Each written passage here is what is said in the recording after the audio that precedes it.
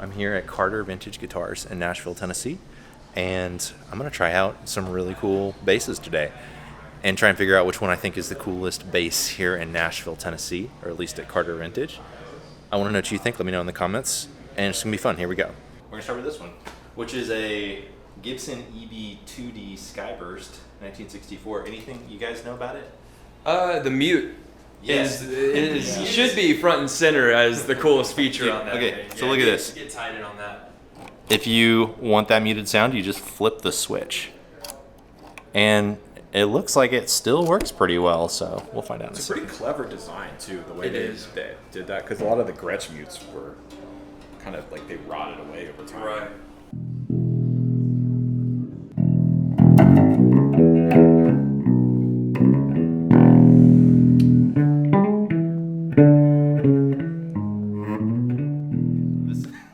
So fun.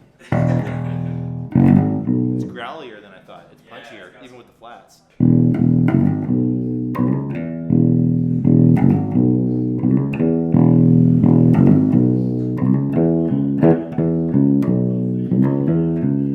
Three-way toggle switches. That sounds like the neck.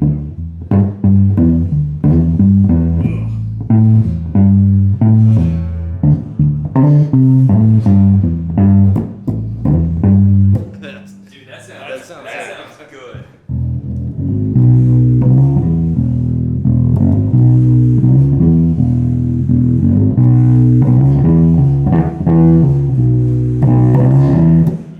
You should buy this. Yeah, what can I? Yeah, go for it. For a second.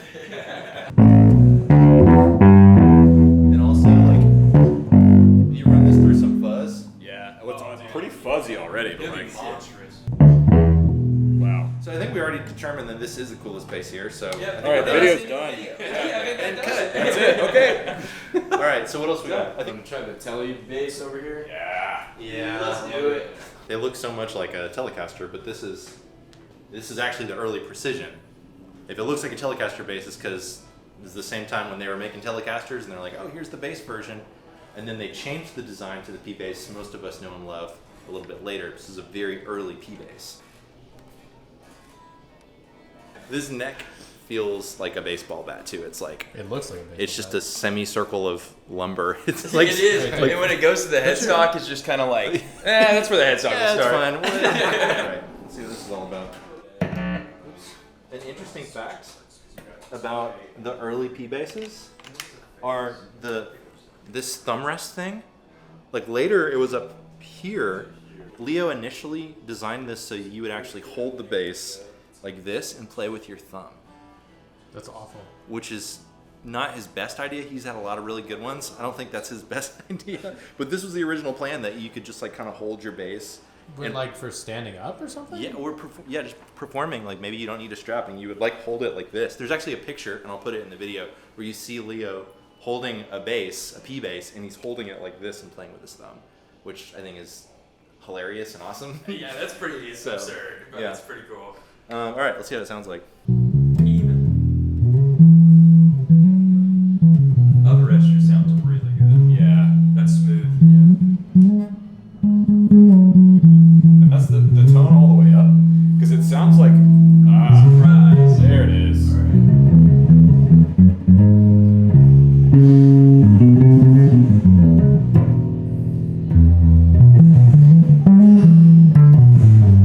That's rad.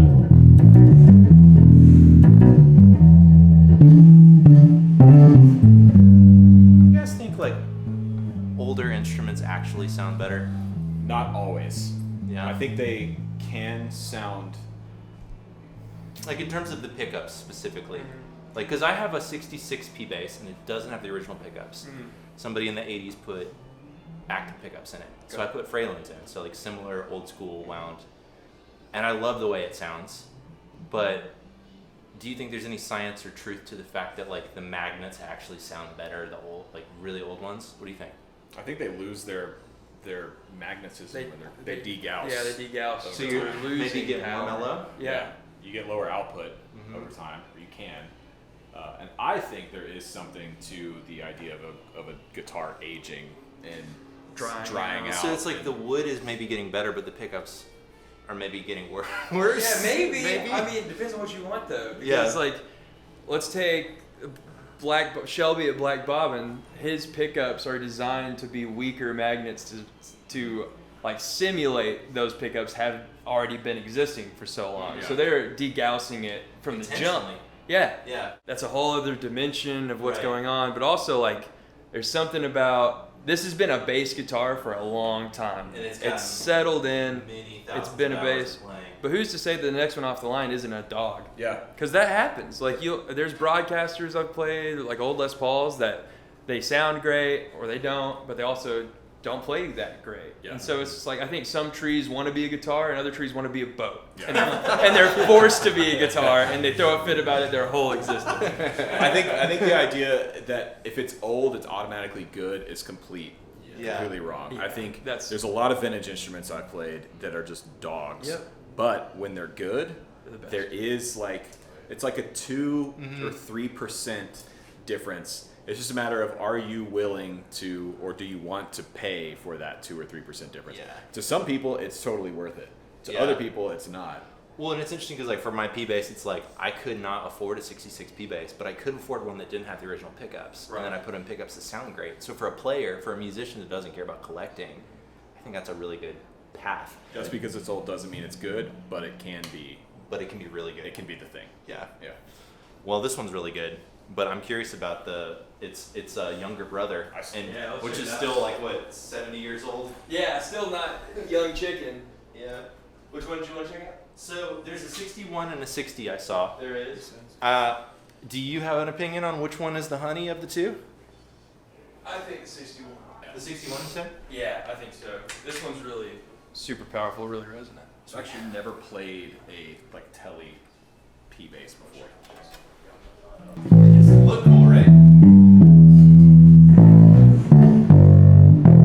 So interesting to me about these old P basses are these covers that like are just aesthetic. I used to wonder like were those there for shielding on the pickups or what? But no, they're just aesthetic. And like functionally, I want to play right over the I pickup, hate where this is. or That's I where want to palm mute. So it's just like we just intentionally added metal that this- hinders my process. Leo was obsessed with aesthetic. Yeah. So the reason, for example, like the early broadcasters, then no-casters, then telecasters went away from the maple boards is because they were players were wearing through the finish on the fretboard, and Leo hated the way it looked. So the original reason of why they switched to rosewood boards was purely aesthetic. He didn't like. He thought it looked dirty and cheap, and he didn't want his And instrument. now people pay extra for that. Yeah, or except for like the like with the tweed cases, for example, he wanted his cases to match his amps. The idea being that if you're a working professional musician, you walk in with your matching. you walk into your gig with That's your funny. matching guitar and amp.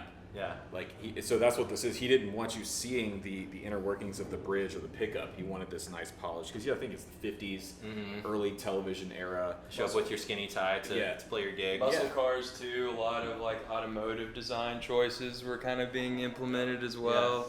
Especially like Gibson just straight up started hiring automotive designers to for do the guitars. Firebird. Yeah, for the Firebird. Yeah. That's the guy that designed the checkered cap designed the Firebird. So I want to see these right next to each other to see the design change. Both P basses, right? So we went from this telly style to this style. I think the neck shape is a little different too. This is more round, this is more flat. And I really love this classic neck shape. And then you have the contour in the body's changed. You can see this is more like a slab of wood. It's like more 2D, whereas this has more like curvature. The pickup changed as well, which we can't really see as well here. But we went to the split single coil. And then just some aesthetic things as well. But it's cool how it's like Leo was like, this was the first version, and then he talked to players and kind of refined the design. And then we have this. So this was pretty revolutionary, right? Because before this, the 4-string electric bass wasn't really a thing, right? Yeah, exactly. I mean, there were some that existed. There were some things that existed, but the reason this is called the precision bass is because up until this point, you only have, really practically speaking, you have upright bass, which as we know doesn't have frets. So this enabled a whole new generation of musicians to be amplified, because we're going from like swing and big band to rock and roll, and the upright bass is having a hard time keeping up. So this is a tool for a new job, a rock band. And what this does is by giving us frets, maybe guitar players they can now double on bass, or you don't have to have like all of the upright technique to be able to gig on bass. So we call it a precision bass because this is doing the precision work for you. So if you're anywhere between here and here, you're gonna play the right note. It might buzz a little bit if you're not in the perfect spot, but you don't have to worry as much about the accuracy of like playing like an upright bass. So this is a new tool for a new job that is enabling a lot more people to play bass, which I think is a cool thing. Hell yeah. Hell yeah. Dude, I feel so bad for Leo because he kept like raising the headroom of his amps because he hated distortion, and people were just like, cool, more volume, and just like diming it again. He's probably sweating it, just like, oh. I mean, just holding this in my hand, this neck feels, just as preference, it feels better to me. Look at that. Look at that patina. So this is I think 61. 61. I hit the E string on that one and the 60, and that one's just like unstoppable. It's Okay, man. It's shaking. As nostalgic as I am about this, this is so much more my vibe. Yeah.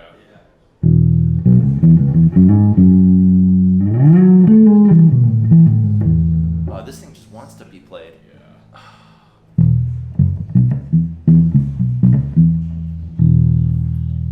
Yeah. And that's wide open with the tone, still pretty mellow.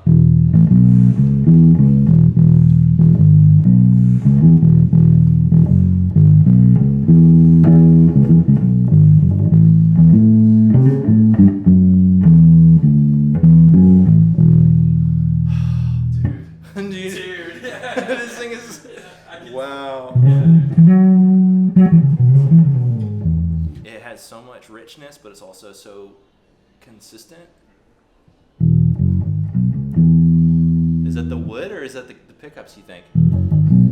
I tend to think that an electric instrument it's a sum of all of its parts. Yeah. Like, this goes into the whole tone wood debate and all this kind of stuff. I genuinely think that it is a little bit the wood. It's a little bit the neck shape. It's a little bit the fretboard material. It's a lot of the pickups and the electronics. It's the string choices. It's the player. But it's like everything coming together to create something that is greater than the sum of its parts, and the way it's inspiring you to play. Yeah. Like maybe the way the neck is resonating, or how long the notes are ringing out, or how mellow it is inspiring you to play differently, and that's, to me, what matters. The stars aligned on this one, so if you have $16,500, come to Nashville and get this one, because this one's really good. You have 16,000. My Venmo is...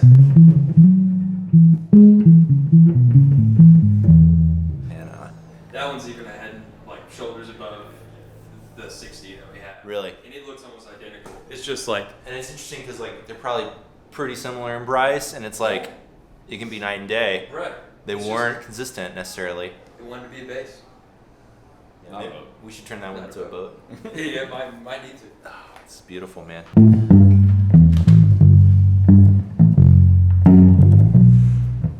Also, apparently this flip top that I'm playing was owned by Dave Hungate, who's a member of Toto. So that's kind of cool. This might have been on a Toto track at one point. The wild card. Yes. Got a 64 Hofner Beetle bass, which actually a lot of people just think of Paul McCartney when they see this thing, but these can sound so good when you record them on any number of things. A la Tame Impala. Not just the Beatles. And let's see what it sounds like. It's got rounds on. Ooh.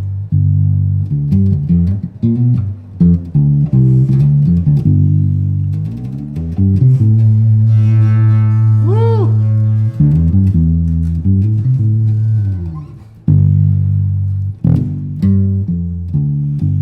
These are so cool and so inspiring, but like the neck is so narrow and the string width is like it's like the strings are so close, so it's always hard for me to play these, but I love the way that they sound.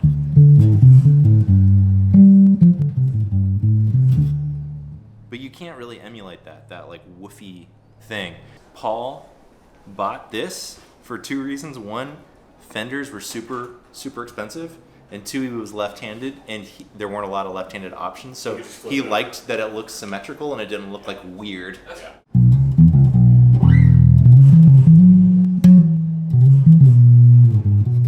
Money was no object, and I had to choose one. Well, what do you think? write in the comments. I think it's between the 61P and this Gibson.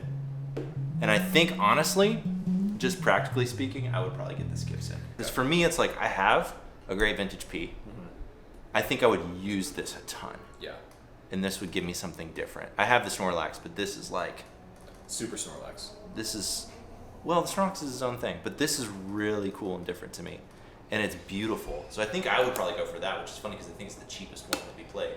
That 61P was so easy to play, and it wants to be played. What do you guys think? What would you go for? That 61 is the best bass I've ever played. And in terms of being just in the room and playing bass, that's the best bass I've ever heard. I would go with this. This is rad. This is rock and roll. It's super high output. The way I like to play bass a lot of times is really high output, hitting the front end of an amp really hard or using a fuzz. And this kind of already does that. It's got the mute. And this color is so different too. I don't see a lot of these. It looks amazing. I like the pickup combination. I like the mute. I just think this thing's rad. I wish I could take this thing home, man. $2,500. So if you're near Nashville, come by Carter and get this thing because this thing is really cool. It's really cool. I'm living vicariously through these videos that I'm making for you guys because I can't actually buy these basses, but they're so cool and they're such a privilege to get to play these. So thank you to Carter for letting us come and hang out and play these. Thanks to this guy too. Which one's your favorite? I think that a good P bass is a great P bass, and that may be like a cut above, but what we mentioned, like the 10% difference, the 9% difference factors there, but like the unique factor on that Gibson and like having something that's inspiring to look down and play, I would go with that too. Plus the mute's freaking cool. Thank you to these guys for hanging out and being in the video. If you want to support this channel, I have links in the description for affiliate stuff, and then also have some bass courses down there. So thanks buy his course so he can buy this bass. Buy his course so he can buy this bass and play it on this channel. Thanks guys. See you on the next one.